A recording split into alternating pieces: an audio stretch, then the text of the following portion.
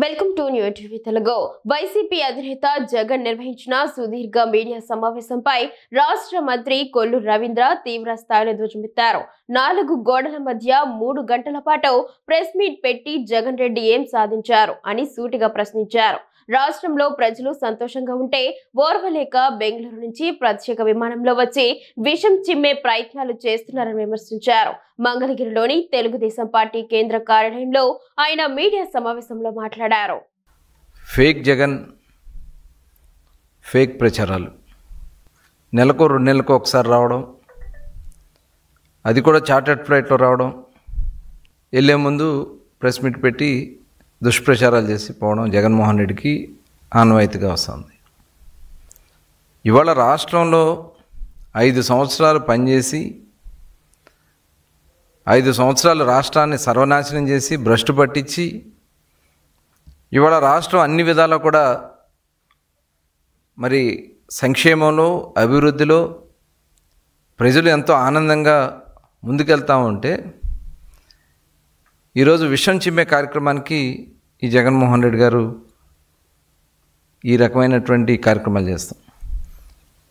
ఏదో తనకు సంబంధించినటువంటి 4 ఛానల్స్ను పెట్టుకోవడం, వాళ్ళతోనే కనీసం ప్రెస్ అందరిని పిలిచి ప్రెస్ మీట్ పెట్టి వాళ్ళు వేసే ప్రశ్నలకు సమాధానం చెప్పడానికి నీ దగ్గర వాళ్ళ ప్రశ్నలకు సమాధానం లేక తప్పించుకుని ఒకే గదిలో 3 గంటల పాటు ప్రెస్ మీట్ పెట్టినటువంటి వ్యక్తి జగన్మోహన్ రెడ్డి. ఇవాళ మీరు మాట్లాడుతూ ఉన్నారు. ఇవాళ ఈ ప్రెస్ మీట్ ద్వారా మీరు ప్రజలకి ఏం చెప్పాలనుకుంటున్నారు జగన్మోహన్ రెడ్డి గారు? అంటే మీ పిన్నెల్లి రామకృష్ణారెడ్డి లాంటి ఒక నరరూప రాక్షసుడు గురించి అతనేదో ఒక దేవతామూర్తిలాగా చూపించాలని చూస్తున్నారా?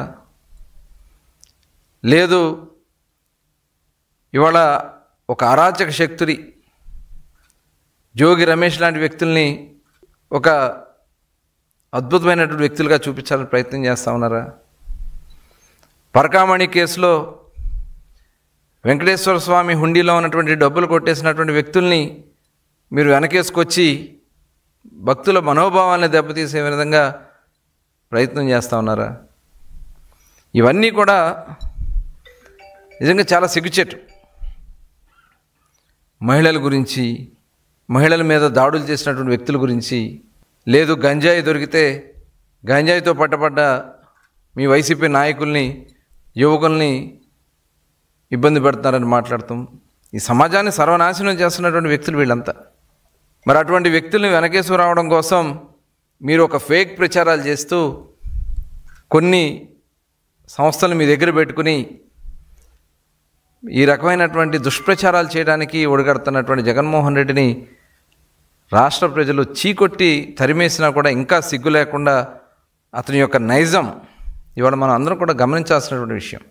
ఇవాళ ఏ పరిస్థితులు ఈ రాష్ట్రంలో కూటమి ప్రభుత్వం అధికారం చేపట్టింది, వచ్చిన దగ్గర నుంచి ప్రజలకు ఇచ్చినటువంటి ప్రతి హామీని నిలబెట్టుకోవడానికి ముందుకెళ్తూ ఉంటే సూపర్ 6 మీద విష ప్రచారం, అసలు ఏమీ జరగట్లేదని చెప్పి ఫేక్ ప్రచారం చేస్తూ ఉన్నాడు జగన్మోహన్ రెడ్డి.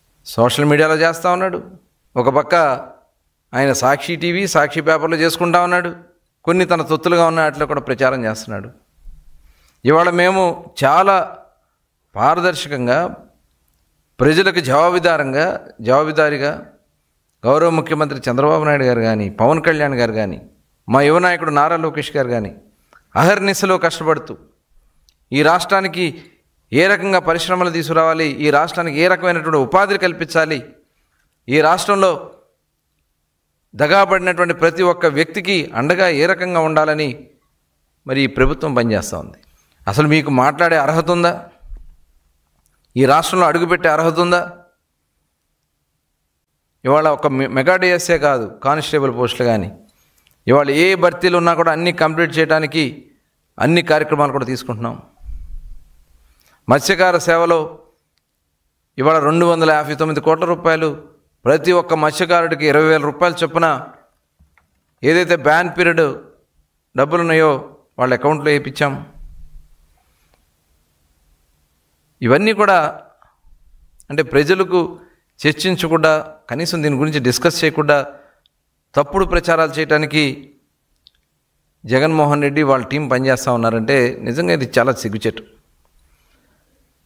అసలు 5 సంవత్సరాలు మీరు అన్నదాత గురించి మీరు మాట్లాడుతూ ఉన్నారు. ఇప్పుడు 5 సంవత్సరాలు అసలు అన్నదాత గురించి మీరు పట్టించుకున్నారా?